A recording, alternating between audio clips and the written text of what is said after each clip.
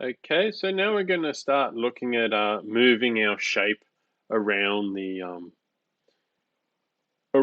canvas. So that's going to be changing our x and our y coordinates. Okay, so we'll just do a swap up here, and we can see that it moved over.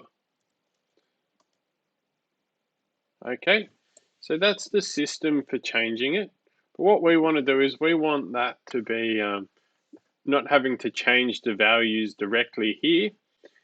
And we want to get that movement. Okay, so first we're going to have a look at using some keystrokes to change our x and our y values.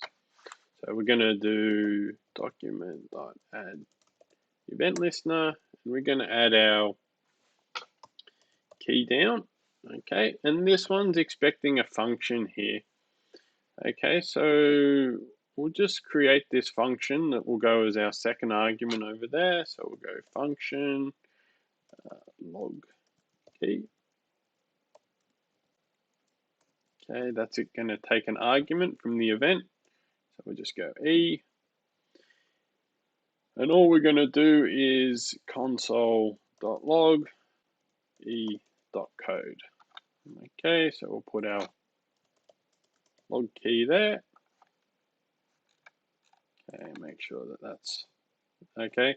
So we can see in our console here, we're just getting the key that we press, and we're just going to use the arrow keys. Okay, so what we want to do is when we do an arrow up, we want to move up our y coordinate, and when we do a arrow right, we'll move up our x coordinate.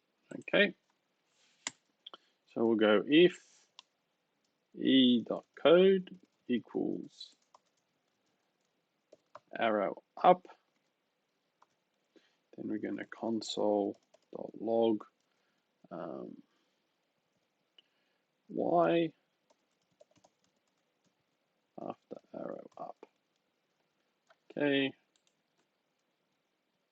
so we got so the y values stayed the same, so we'll just go y equals y plus 10. So there's a lot of different ways to write this, which would make it much shorter and much cleaner.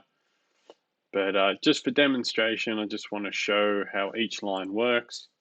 So we go, okay. So we can see our y values moving up, but our circle is staying in the same position. And that's because the circle was rendered at when the page was first loaded, when the y value had its initial value, which was here. And even though we've changed the y value in this part of the code, we haven't actually re-rendered the circle onto the canvas.